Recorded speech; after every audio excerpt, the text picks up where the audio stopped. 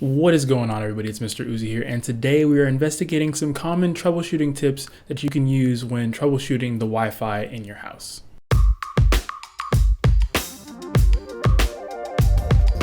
So tip number one is placement for both the access point and the device that you're going to be using.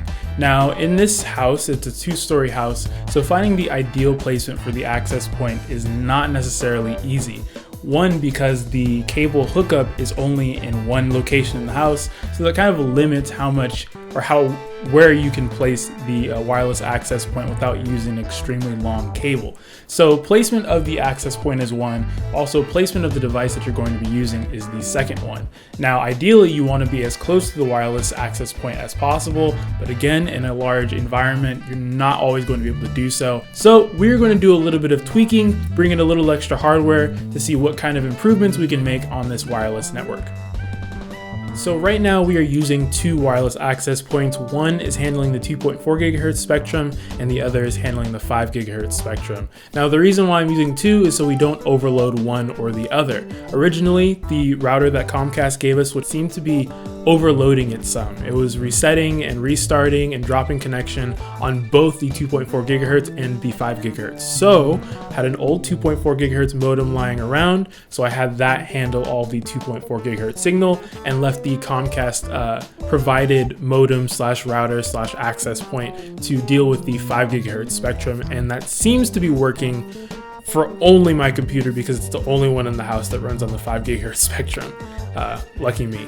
Now tip number two is to work with your internet connection and not against it. A lot of people subscribe to 50, maybe even up to 100 megabits per second, but their router only delivers somewhere about 15, maybe even 20.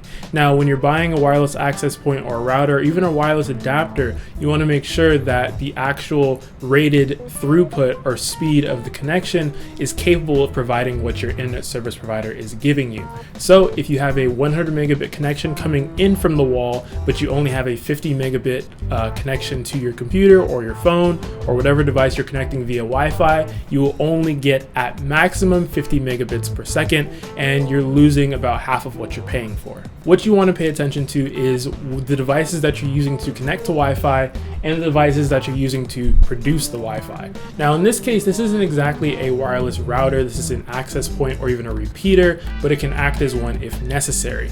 What I'm going to try and do is repeat the signal from the router downstairs to this one and place this one in a more convenient location, aka upstairs, so everybody has a better Wi-Fi signal, and we're going to see if that's going to work. Now I have the wireless repeater going on behind me. I'm going to step into my room, test the Wi-Fi, come back and show you guys the results. I do have previous tests to show what we're going to be improving from, so let's see if all this work has paid off.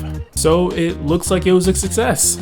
Based on the results we got with the old 2.4 gigahertz, we got 4.53 megabits download and 6.32 megabits upload. Now, when we switched over to the wireless repeater right behind me, the download speed tripled from 4.53 to 12.76, but the upload stayed about the same. So as you can see, with a little bit of movement, a little bit of placement, maybe some new hardware depending on how old or new your hardware is, you can increase your Wi-Fi speed. Just using those three tips: placement, knowing your hardware, working with your internet connection and not against it, you can increase your throughput through your wireless network. Anyway guys, thanks for watching. I hope you guys enjoyed this video. I hope that it'll help you increase or improve the wireless signal and or speed in your house. Be sure to subscribe, make sure to tune in for the next video, and I'll see you guys in the next one.